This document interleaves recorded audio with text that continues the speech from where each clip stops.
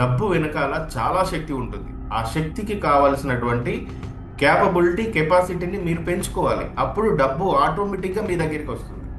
Nicholas Tesla యూనివర్స్కి సంబంధించి ఒక secret కోడ్ని తను 369 రూపంలో చెప్పినప్పుడు, ఈ 369 కూడా మన యొక్క మేనిఫెస్టేషన్స్కి, అఫర్మేషన్స్కి, మనీ యొక్క అట్రాక్షన్కి. మనీ అట్రాక్షన్ అంటే ఈరోజు నేను మెటాఫిజిక్స్కి సంబంధించి మనీ అట్రాక్షన్ ఎలా ఉంటుంది అనేది కూడా చూపిస్తాను. జీవితంలో డబ్బును సంపాదించడం, ఆకర్షించడం, డబ్బుకు అర్హత పొందడం అనేది ఈ 3 విషయాలు చాలా ఇంపార్టెంట్. ఈ 3 విషయాలను జీవితంలో కలిగి ఉంటే ఆటోమేటిక్గా సోల్ దొరుకుతుంది, ఆటోమేటిక్గా ఎనర్జీ వస్తుంది, ఆటోమేటిక్గా హ్యాపీనెస్ వస్తుంది, ఆటోమేటిక్గా హెల్త్ వస్తుంది. వీటన్నిటికీ మూల కారణం డబ్బు. ధనం మూలం ఇదం జగత్. ఒక సంపూర్ణ వ్యక్తిగా మీరు ఎదగాలన్నా, సంపూర్ణంగా జీవితాన్ని మీరు అనుభవించాలన్నా, హ్యాపీనెస్గా బ్రతకాలన్నా మీకు కావాల్సింది మనీ. ఈ మనీని పొందుకోవడానికి విశ్వం కొన్ని నియమాలతో సిద్ధంగా ఉంది. అందులో మీరు ఎందుకు ప్రిపేర్ అయి ఉండాలి అంటే రాయడానికి ప్రిపేర్ అయి ఉండాలి. పెన్ను పేపర్తో మీరు రాసేదానికి చాలా శక్తి ఉంటుంది. అసలు మేనిఫెస్టేషన్ అంటే ఏంటి? మేనిఫెస్టేషన్ అంటే పేపర్లో రాసింది చదవడం కాదు, తెలిసిన పదాలను పదే పదే వల్లియడం కాదు. మేనిఫెస్టేషన్ అంటే universe thank you universe, thank you universe అని చెప్పడం కాదు, ఒక్కరోజు చెప్పడం కాదు.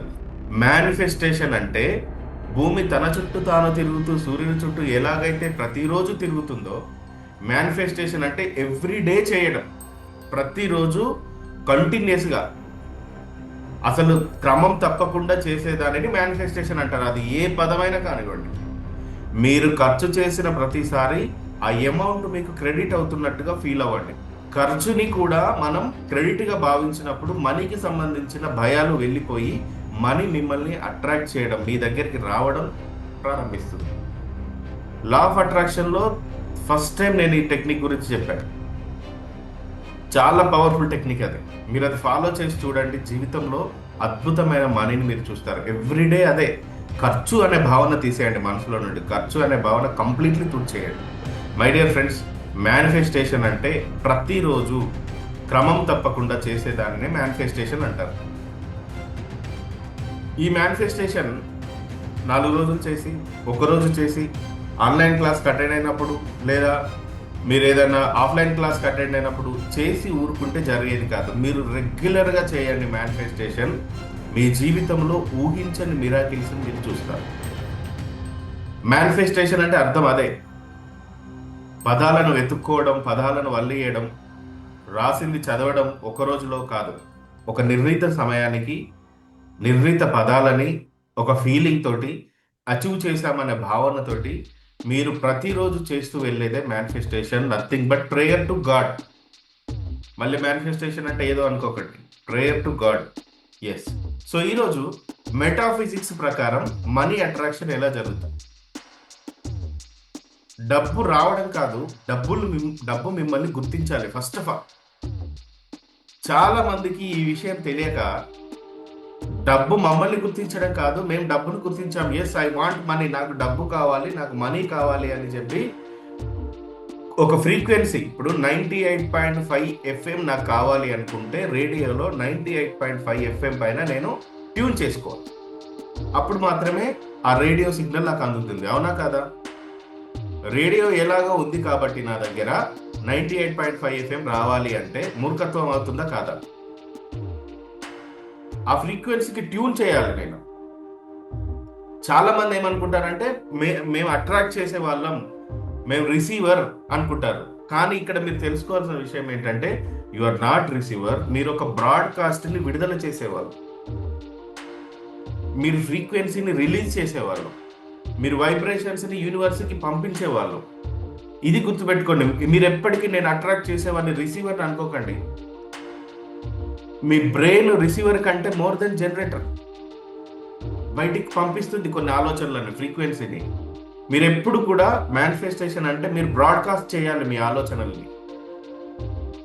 బ్రాడ్కాస్ట్ చేస్తే ట్యూన్ అవుతుంది. మీరు బ్రాడ్కాస్ట్ చేసిన ఆలోచనలని ఈ విశ్వం 24 గంటలు వాటిని ఏం చేస్తుంది అంటే ప్రాసెస్ చేస్తుంది. ఇది మీరు గుర్తుపెట్టుకోవాలి డియర్ ఫ్రెండ్స్. ఇది చాలా లోతైన సబ్జెక్ట్, సక్సెస్ అయ్యే సబ్జెక్ట్. బట్ చేయాల్సింది నేను చెప్పింది కన్సిస్టెన్సీగా చేయడం, నమ్మకంతో చేయడం, బిలీఫ్తో చేయడం. డబ్బు మిమ్మల్ని గుర్తించిందా లేదా? First focus on that. మీరు మనీ కావాలి, మనీని మీరు గుర్తించడం కాదు, మనీ మిమ్మల్ని గుర్తించిందా లేదా? Question number 1. డబ్బు మిమ్మల్ని ఐడెంటిఫై చేసిందా లేదా? మీ దగ్గరికి ఎందుకు రావాలి మనీ?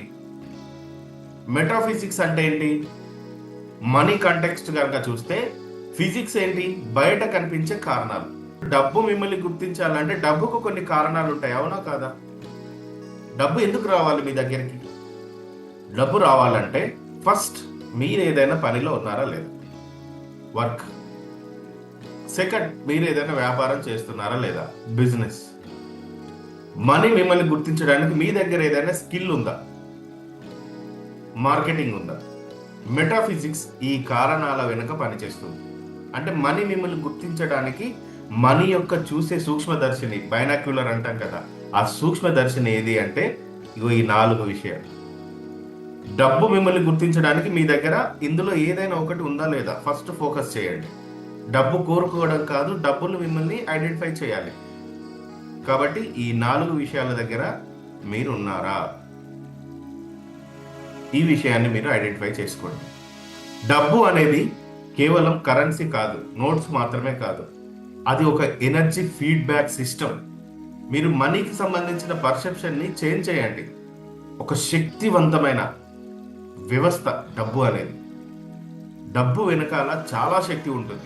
ఆ శక్తికి కావలసినటువంటి క్యాపబిలిటీ, కెపాసిటీని మీరు పెంచుకోవాలి. అప్పుడు డబ్బు ఆటోమేటిక్గా మీ దగ్గరికి వస్తుంది. ఈ కారణం మీ దగ్గర ఉంటే డబ్బు మిమ్మల్ని వెతుక్కుంటూ వస్తుంది. So money ask only 1 question అండి.